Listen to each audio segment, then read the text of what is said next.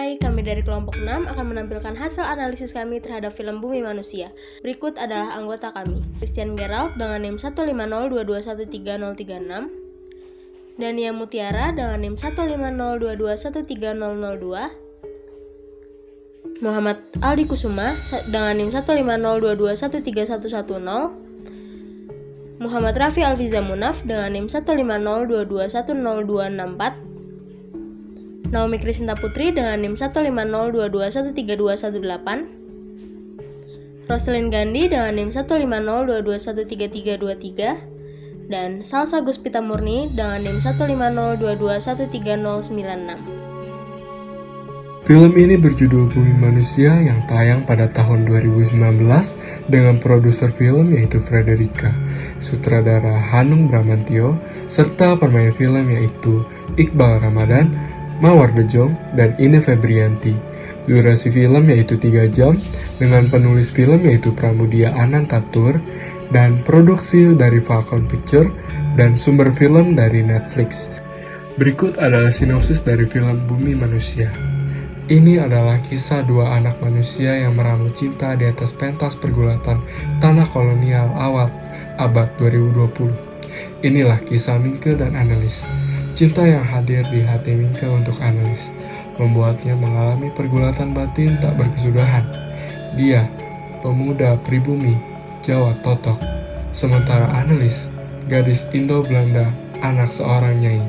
Bapak Minke yang baru saja diangkat menjadi bupati tak pernah setuju Minke dekat dengan keluarga nyai, sebab posisi nyai di masa itu dianggap sama rendah dengan binatang peliharaan. Stop. Ja. Stop. Mau apa kau?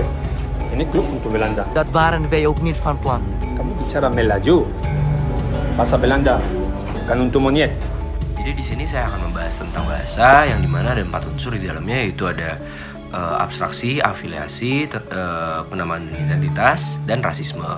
Yang pertama yang ingin saya bahas adalah penamaan dan identitas. Di bagian ini terjadi di saat penjaga memberikan nama dan memberikan julukan yaitu monyet kepada Surhoff dan Minke, yang dimana itu sudah mencerminkan dimana cara bertindak, berpikir, dan berbicara. Yang kedua itu ada abstraksi, yang dimana di saat penjaga menyamaratakan sebuah strata yang ada pada Surhoff dan Minke. Yang ketiga yaitu afiliasi, yang dimana pertemanan Surhoff dan Minke karena menunjukkan pertemanan yang sekaligus memperlihatkan konvergensi yang terjadi terhadap Surhoff dan Minke. Yang terakhir yaitu rasisme, yang dimana Surhoff dan rasisme itu dikatakan atau diberikan julukan yaitu monyet kepada penjaga. Kau bisa memanggilku Nyai. Kenapa? Rupanya pandanganmu tentang Nyai sama dengan kebanyakan orang ya? Pada adegan ini menceritakan tentang Annelies yang awalnya mengajak Minke untuk masuk ke dalam rumahnya Annelies. Setelah masuk ke dalam rumahnya Annelies, di sana Minke bertemu dengan ibunya Annelies yang bernama Nyai. Di sini menggunakan persepsi tentang konsep diri yang mana Nyai yang mengira bahwa pandangan Minke terhadap sebutan Nyai itu berbeda dengan kebanyakan orang. Ternyata pandangan Minke terhadap sebutan Nyai itu sama dengan pandangan beberapa orang atau kebanyakan orang. Hal ini juga masuk ke dalam konsep repetisi yang mana di sini merupakan stimulus yang berulang di dalam kotaknya. Persepsi selanjutnya itu tentang pengaruh sosial yang mana Nyai disebut-sebut sebagai gundik atau istri tidak sah dari Herman. Parcia? Saya Nyonya. Tolong siap no pedete saiki nggo mangan bengi. Saya akan menjelaskan tentang nonverbal, yaitu yang pertama, pakaian Parja yang sederhana merupakan salah satu petunjuk bahwa Parja merupakan salah satu asisten rumah tangga dari Nyai Annelies dan memiliki ekonomi yang dibawa dari keluarga Annelies.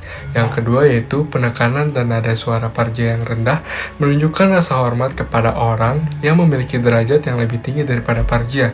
Yang ketiga yaitu Parja dengan Nyai menjaga jarak sekitar kurang lebih 1,2 meter, dan ini merupakan salah satu social distance yang menunjukkan bahwa Parja bukan bagian dari keluarganya.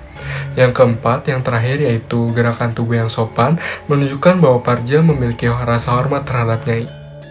Cinta itu indah. juga kebinasaan yang membuntutinya. Jadi, harus berani menghadapi akibatnya.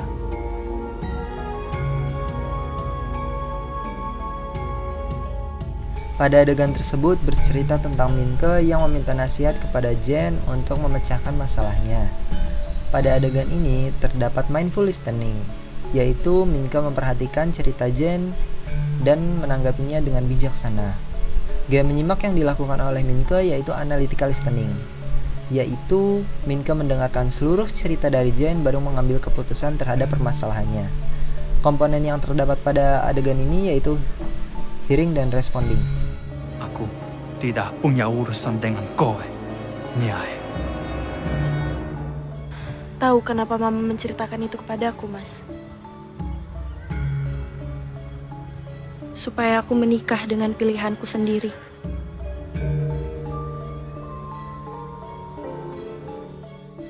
Adegan yang baru saja kita saksikan dimulai dengan kilas balik masa lalu dari Sanikem atau yang lebih dikenal dengan sebutan Nyai Ontosoroh. Pada adegan tersebut, terdapat bagaimana cara pembentukan konsep diri Nyai Ontosoroh, yaitu melalui cermin penilaian dari orang lain, alias dari anak kandung Herman Melema yang menyebut Sanikem dengan sebutan Nyai. Selain cara pembentukan konsep diri, terdapat juga cara pengendalian diri, yaitu dari analis berupa hinting atau pemberian kode kepada Minke dalam perkataannya yang menyebutkan supaya aku dapat menikah dengan pilihanku sendiri. Dan juga silence dari Minke sebagai jawaban dari ucapan analis. Saya adalah suami analis yang sah di Mahkamah Agama.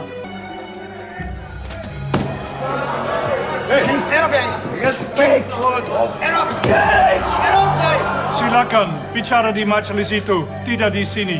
Adegan tersebut menampilkan konflik perjuangan yang diungkapkan.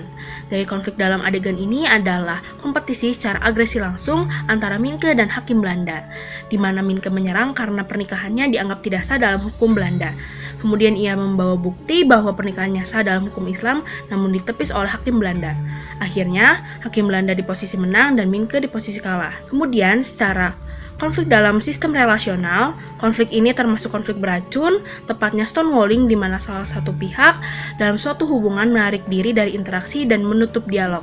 Pihak yang menarik diri dan menutup dialog ini adalah pihak Belanda, hingga membuat hubungannya dengan Minke tidak baik-baik saja.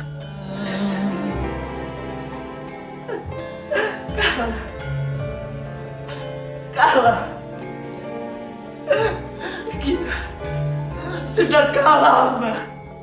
Pada adegan tersebut terdapat dua gaya tentang emosi. Yang pertama yaitu gaya penuranan emosi, yang kedua yaitu perilaku nonverbal. Nyai Ontosoroh dan Minke tidak diperkenankan untuk mengantarkan analis pergi. Mereka melepas analis dengan berat hati dan para penduduk pun ikut sedih melihat analis harus tetap pergi. Minke berkata kepada Nyai Ontosoroh, "Kita sudah kalah, Ma." Ini adalah puncak emosi Minke, kecewa dan sedih karena tidak bisa menahan analis untuk tetap tinggal bersama dengannya. Menurut Danilo Golaman, kami menangkap pesan dari satu yang lain seolah-olah itu adalah semacam virus sosial, dan juga terdapat perilaku nonverbal, ekspresi wajah, postur, gerak tubuh, dan gaya kecepatan vokal yang berbeda. Hal tersebut terlihat ketika Minke berkata kepada Nyai Ontosoroh. Sekian penjelasan mengenai bumi manusia dari kelompok kami. Kurang lebihnya mohon dimaafkan.